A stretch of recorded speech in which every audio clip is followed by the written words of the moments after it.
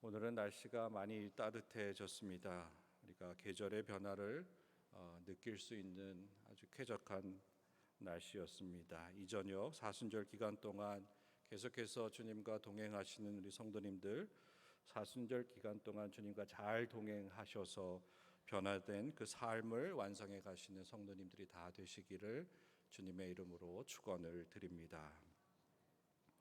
우리가 그리스도인으로서 신앙생활을 하다 보면 우리 각 사람에 따라 추구하는 신앙의 여정이 있습니다.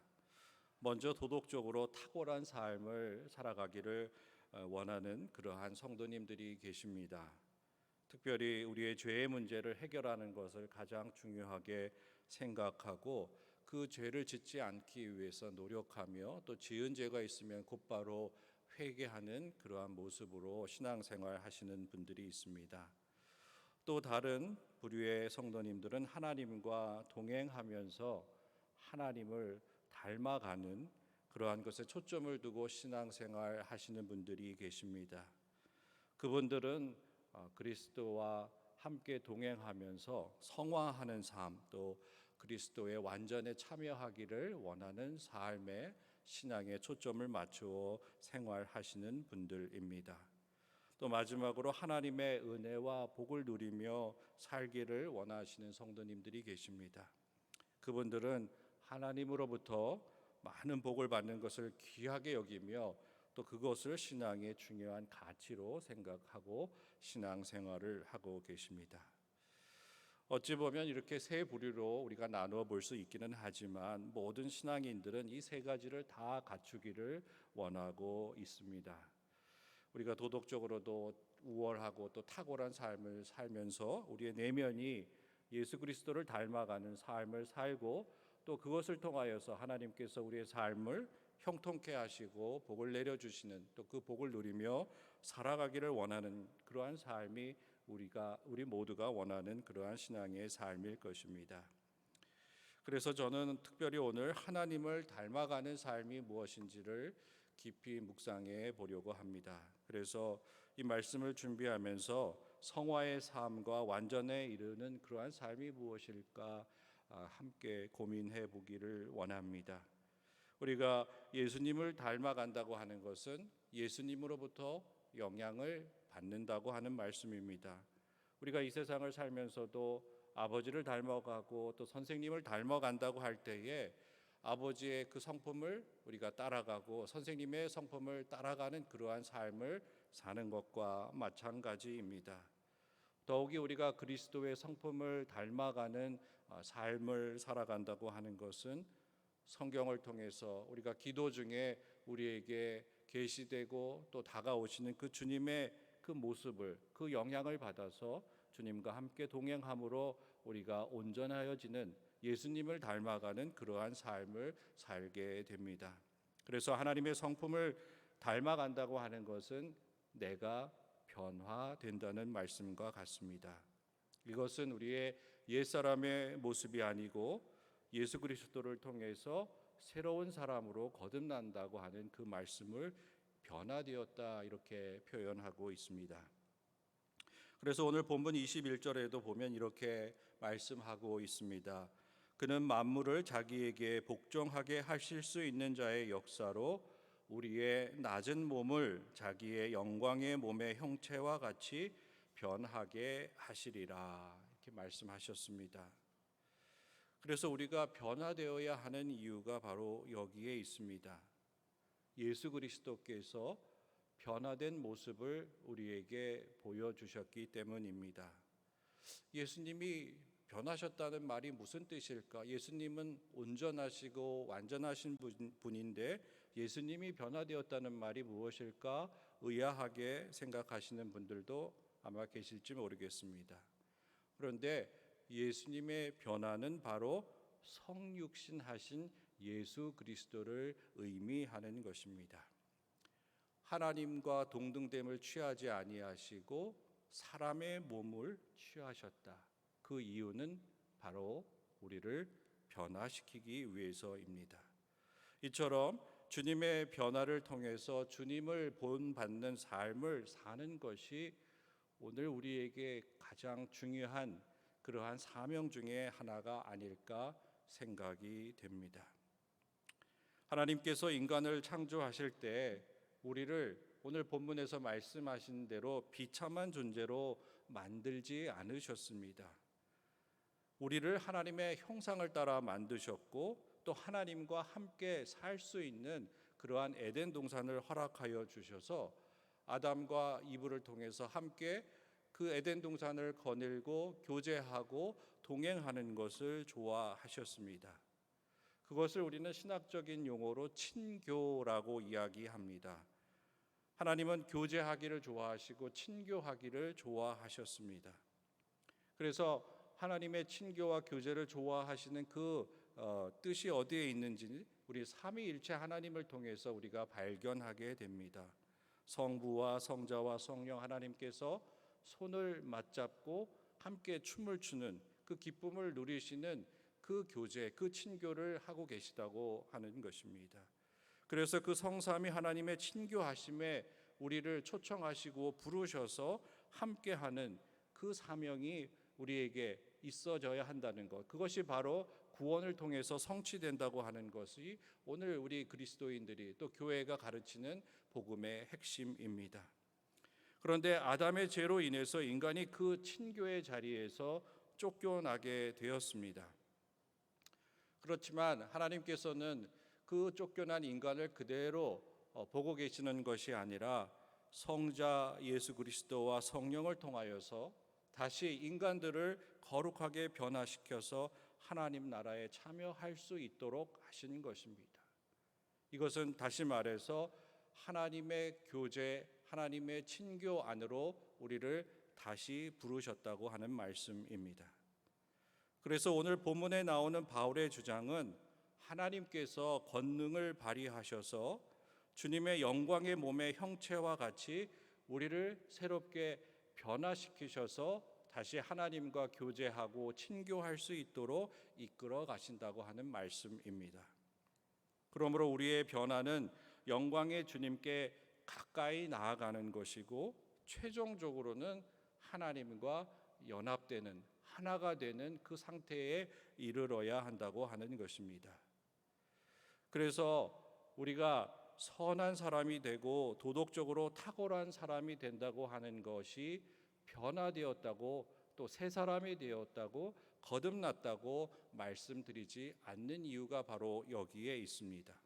참된 변화는 하나님과 교제할 수 있어야 하고 하나님과 동행할 수 있는 그 거룩한 그 인간 존재로 변화될 때에만, 다시 말해서 거듭나서 주님과 함께 할 수 있을 때에만 우리가 변화되었다고 말씀할 수 있습니다. 그래서 오늘 본문은 우리에게 이렇게 묻고 있습니다. 우리의 낮은 몸을 주님의 영광의 몸의 형체와 같이 변화하는데 참여할 수 있는지를 우리에게 묻고 계십니다. 그러나 우리의 현실은 그러한 변화에 쉽게 동참하지 못하고 있는 것이 사실입니다.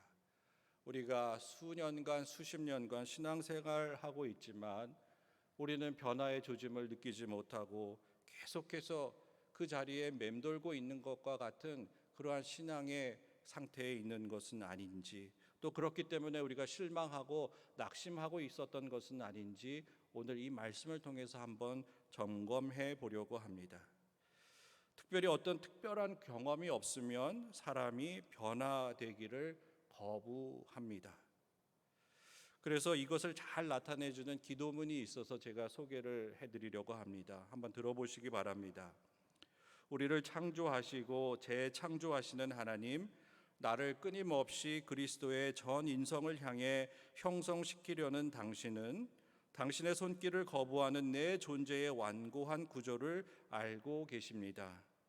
당신은 나라는 존재가 깊은 내면에서부터 경직되어 있어서 당신의 변화시키는 은혜를 거부하고 있다는 것을 알고 계십니다. 당신은 나라는 존재가 깊은 내면에서부터 경직되어 있어서 당신의 변화시키는 은혜를 거부하고 있다는 것을 알고 계십니다. 당신의 은혜로서 완고하고 경직된 것을 부드럽게 해 주시옵소서. 당신의 손으로 나를 유순하게 만들어 주시옵소서.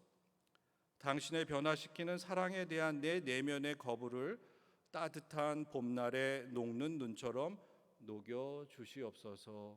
이렇게 기도하는 기도문입니다. 여기서 이 기도자는 두 번의 창조를 언급하고 있습니다. 첫 번째 창조는 창세기에 나오는 하나님의 창조를 말하는 것이고, 두 번째 창조는 기도문에 나와 있듯이 끊임없이 그리스도를 닮은 그 전 인성을 향해 형성시키려는 그 당신의 손길을 받아들여서 제가 거듭날 수 있도록 해달라고 하는 그 두 번째 재창조를 말씀하고 있습니다. 이처럼 그리스도를 닮는다고 하는 것은 우리가 도덕적으로 율법을 잘 지킨다는 그러한 의미가 아니라 우리의 머리끝부터 발끝까지 또 우리의 내면의 성품과 외적인 삶 모두가 변화된다는 그러한 말씀입니다.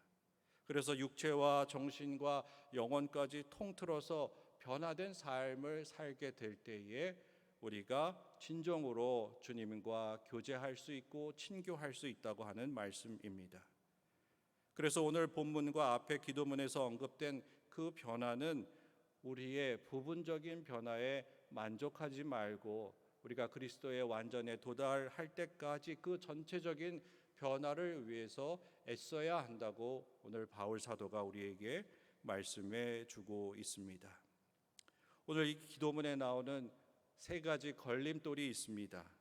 내 존재의 완고한 모습, 또 내면에서부터 경직되어 있는 내 자아, 그리고 변화시키는 은혜를 거부하는 이 마음, 이 세 가지를 우리가 어떻게 극복하느냐에 따라서 좀 더 주님께 가까이 갈 수 있고 또 주님의 그 교제의 그 거룩한 자리에 참여할 수 있느냐가 결정이 된다고 하겠습니다. 저는 이 세 가지 걸림돌을 가만히 묵상해 보면서 그 씨 뿌리는 비유에 등장하는 돌짝밭과 가시덩굴이 생각이 났습니다. 그곳에 떨어진 씨는 싹을 틔울 수는 있지만 거기서 성장하여 열매를 맺지 못하고 이내 죽을 수밖에 없었다는 사실을 우리가 기억할 수 있습니다. 이처럼 우리는 씨에서 싹을 내고 성장하여서 열매를 맺어야 하는데 내 자신의 그 완고한 모습과 내면에서부터 경직되어 있는 자아와 또 변화시키는 그 하나님의 은혜를 거부하는 마음 때문에 우리가 자라지 못하고 있고 성장하지 못하고 있고 열매를 맺지 못하고 있는 것은 아닌지 스스로에게 물어보아야 하겠습니다. 그래서 기도자는 간절하게 요청합니다. 주님, 당신의 은혜로서 완고하고 경직된 것을 부드럽게 해 주십시오. 내 내면의 거부를 따뜻한 봄날에 눈이 녹는 것처럼 녹여 주십시오. 이렇게 간절하게 기도하고 있습니다.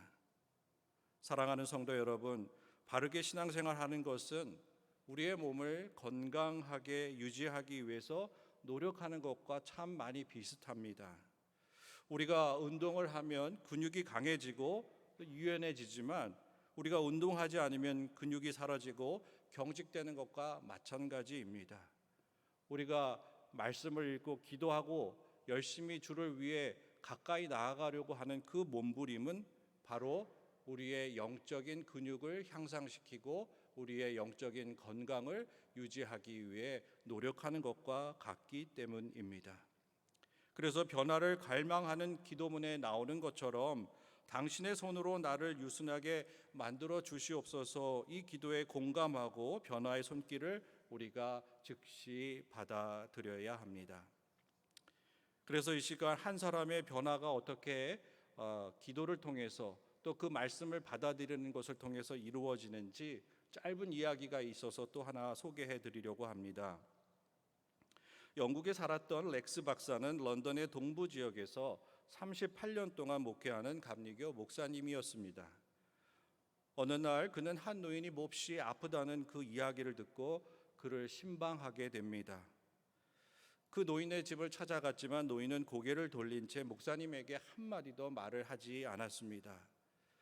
그곳에서 대화를 시도하기 위해서 애쓰던 목사님은 주변을 이렇게 살펴보니까 그 방안이 참으로 난로가 냉랭하고 또 바닥나기 시작한 그 식량의 상태를 그 자리에서 발견하게 되었습니다.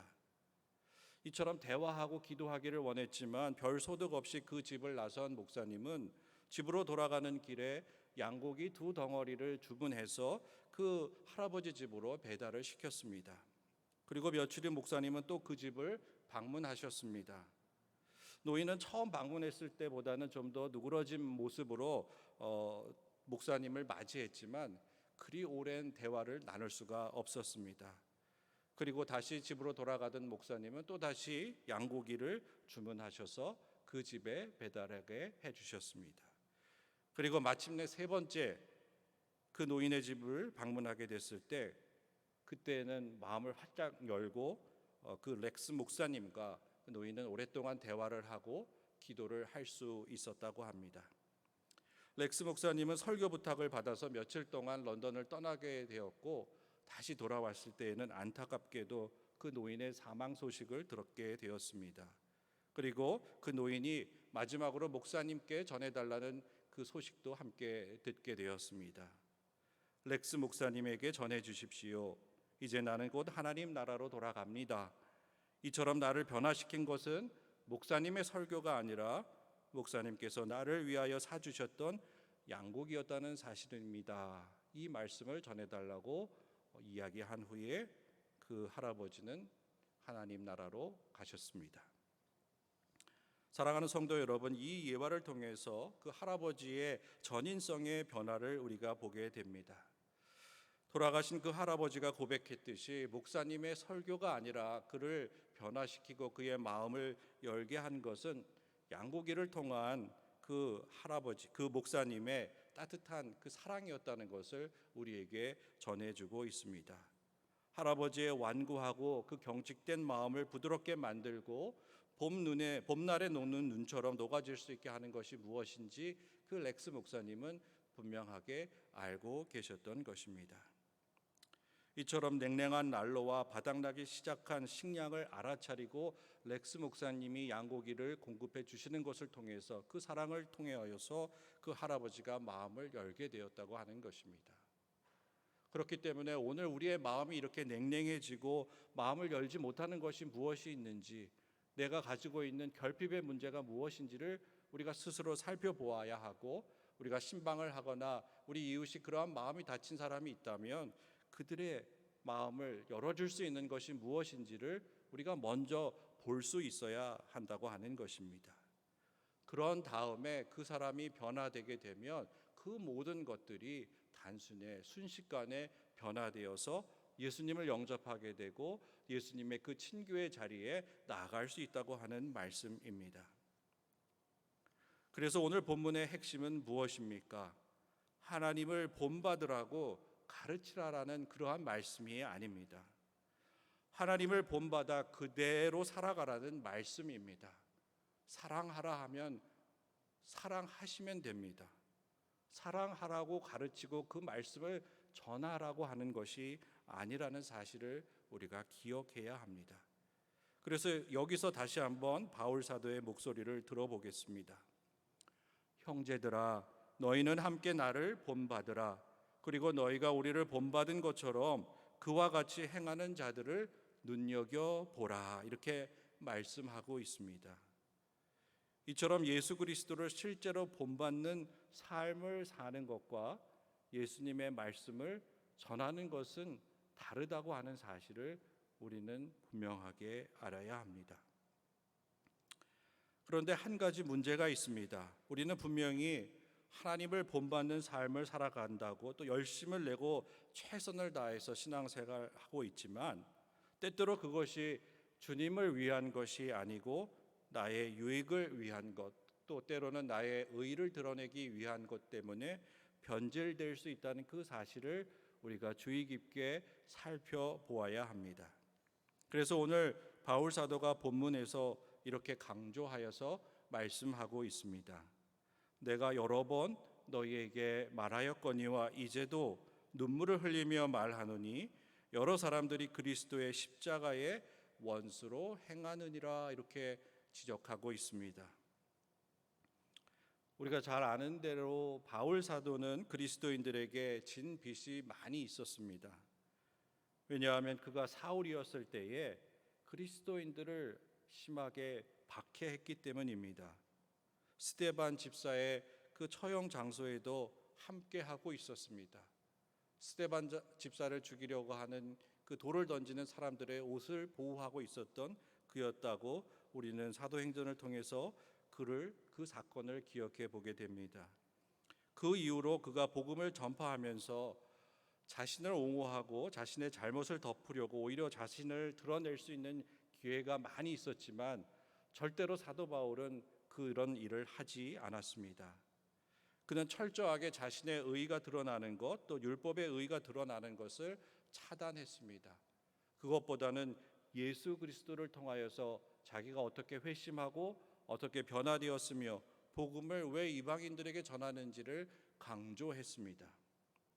그렇기 때문에 우리가 무조건 열심히 하는 것, 열심히 신앙생활하는 것이 정말 주님을 위한 십자가에 대적하는 그러한 일이 아니라는 사실을 우리가 분명하게 알고 그 일을 행해야 한다고 하는 것입니다.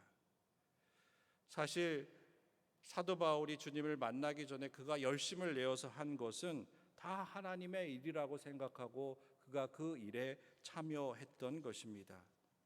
그가 받은 최상의 교육과 또 로마 시민권과 또 유대인의 전통과 율법을 철저하게 지키는 그 모든 것들이 바로 십자가의 원수로 행하는 것이라는 그 사실을 나중에 예수 그리스도를 통하여서 회심하고 난 후에 깨닫게 된 그 사실을 고백하고 있습니다. 우리가 함께 읽지는 않았지만 빌립보서 3장 7절에서 9절에 보면 그 깨달은 바를 다음과 같이 솔직하게 고백하고 있습니다. 무엇이든지 내게 유익하던 것을 내가 그리스도를 위하여 다 해로 여길 뿐더러 또한 모든 것을 해로 여김은 내 주 그리스도 예수를 아는 지식이 가장 고상하기 때문이라. 내가 그를 위하여 모든 것을 잃어버리고 배설물로 여김은 그리스도를 얻고 그 안에서 발견되려 함이니 내가 가진 의는 율법에서 난 것이 아니요 오직 그리스도를 믿음으로 말미암은 것이니 곧 믿음으로 하나님께로부터 난 의라. 이렇게 선언하고 있습니다. 이런 변화가 우리에게도 일어나야 한다는 말씀입니다. 사랑하는 성도 여러분, 빌립보서에서 바울 사도가 본받으라고 한 내용의 핵심은 무엇입니까? 그것은 바로 우리가 잘 아는 빌립보서 2장 7절과 8절 말씀에 나오는 그 말씀입니다. 자기를 비워 종의 형체를 가지사 사람들과 같이 되셨고 사람의 모양으로 나타나사 자기를 낮추시고 죽기까지 복종하셨으니 곧 십자가에 죽으심이라. 서두에서 말씀드렸듯이 이렇게 예수님이 변화하신 이유는 우리를 다시 거룩하게 하셔서 하나님 나라에 참여시키고 그 잔치자리에서 친교의 자리에 우리가 있게 하기 위해서입니다. 오늘 본문에 보면 사람의 모양이 무엇입니까? 종의 형체를 가진 것이 사람의 모양이라고 이야기했습니다. 우리는 종이고 하나님은 주인이시라는 그러한 말씀입니다. 그러나 여기서 강조하려고 하는 것은 주인과 종의 관계가 아니라 창조주와 피조물의 관계로 이해하라고 하시는 말씀입니다. 우리가 비천하게 창조된 존재가 아니라 거룩하게 또 존귀하게 창조된 존재인데 불순종함으로써 그 친교의 자리에서 쫓겨났으니 이제 다시 너희들이 겸손한 예수 그리스도를 본받아서 다시 친교의 자리로 들어올 수 있다고 하는 말씀을 오늘 바울 사도가 우리에게 진지하게 전해주고 있습니다. 그래서 이 관계를 우리가 생각해 볼 때에 선악과 사건의 핵심은 바로 불순종입니다. 인간이 하나님처럼 되려고 하는 그 마음 때문에 우리가 친교의 자리에서 쫓겨나게 되었습니다.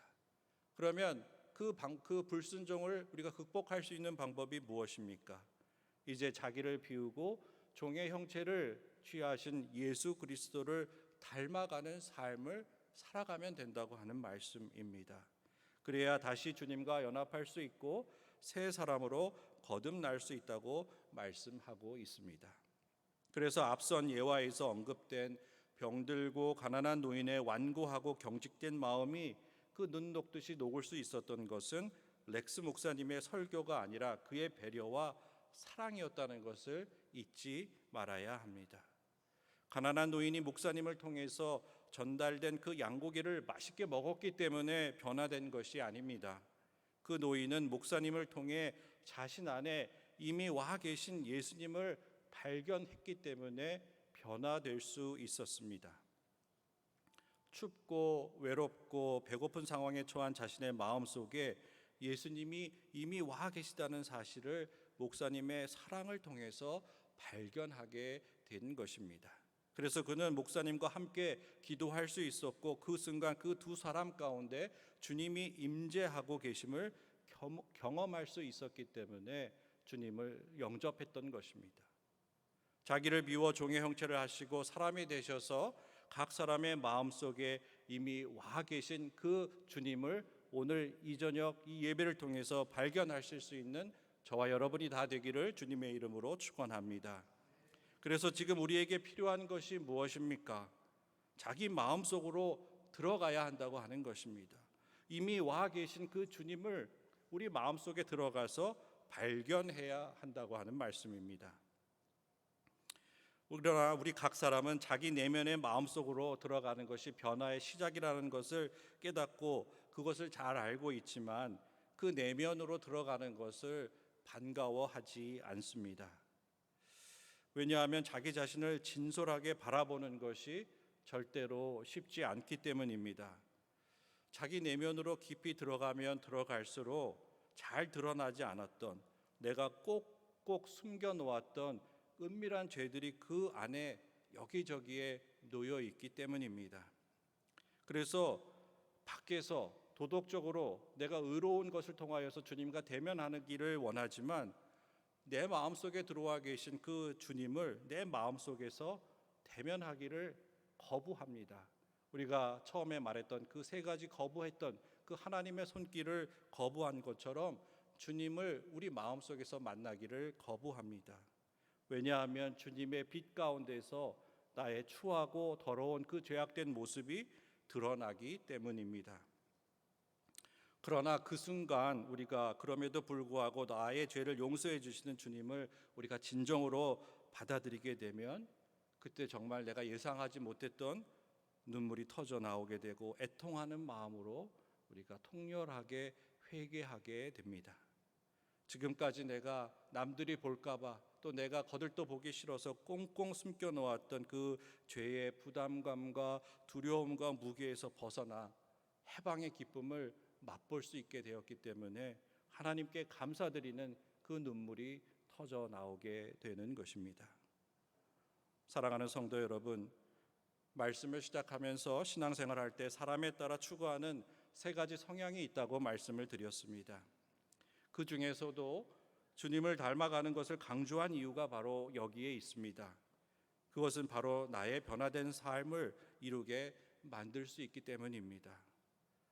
도덕적 탁월함을 강조하는 신앙생활을 하다 보면 내 눈에 들어있는 들보보다는 남의 눈에 들어있는 티를 보면서 그것이 잘못되었다고 지적하는 그러한 잘못을 범할 수 있기 때문에 조심해야 합니다.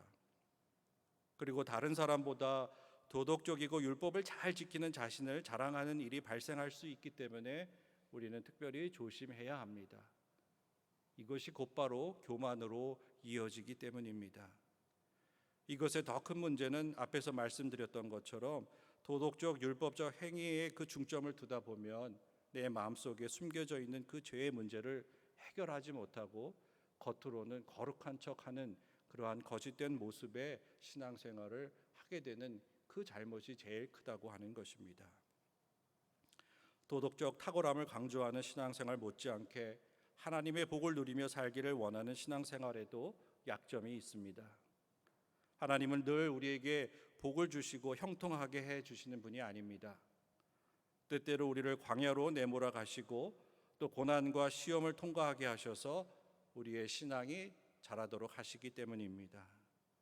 그렇지만 하나님이 우리를 늘 사랑하셔서 그 모든 시험이 끝나면 더 큰 복을 허락하여 주시고 형통하게 해주시는 그 은혜가 있음을 우리가 분명히 기억해야 합니다. 그렇기 때문에 우리는 하나님의 복만을 추구하며 살아가는 그러한 사람이 아니라 때에 따라 우리에게 허락하시는 시험과 어려움도 능히 극복할 수 있는 그 믿음의 근육이 우리에게 있을 때에 우리는 하나님으로부터 더 큰 복을 누리며 살 수 있게 된다고 하는 말씀입니다. 그래서 바울 사도가 본문 마지막에 이렇게 권면하고 있습니다. 그러므로 나의 사랑하고 사모하는 형제들, 나의 기쁨이요 면류가 아닌 사랑하는 자들아, 이와 같이 주 안에 서라, 이렇게 말씀하고 있습니다. 사랑하는 성도 여러분, 이미 우리 마음에 와 계신 그 주님 앞에 온전히 서시기 바랍니다. 그곳에서 자신의 죄를 내려놓고 주님을 통해 그 죄로부터 해방을 받아서 기쁨을 누리시고 새로운 삶을 사시는 저와 여러분이 되기를 주님의 이름으로 축원합니다. 그리고 다시 주님과 함께 동행하면서 주님을 닮아가는 그 성도님들이 다 되셔서 다시금은 주님이 우리에게 허락하신 그 친교의 잔치자리에 다 나가실 수 있는 우리 모두가 되기를 주님의 이름으로 축원합니다. 그때 주님이 주시는 놀라운 기쁨과 평화를 누리게 되실 것입니다. 오늘 이 예배를 통해서 그 큰 은혜를 경험하시는 성도님들이 다 되시기를 주님의 이름으로 축원을 드립니다. 기도하겠습니다. 은혜의 주님, 오늘 저희 마음속에 오셔서 또 저희의 죄를 담당해 주시고 사해해 주시고 다시금 주님의 그 귀한 친교의 자리에 초청해 주시니 감사합니다. 이 시간 주님의 그 말씀, 내 마음에 와 계신 주님을 꼭 만나고 죄의 문제가 해결되어서 주님의 그 친교에 다 참여할 수 있는 저희 모두가 될 수 있도록 은혜를 베풀어 주옵소서. 이 모든 말씀 우리 주 예수님의 이름으로 기도하옵나이다. 아멘.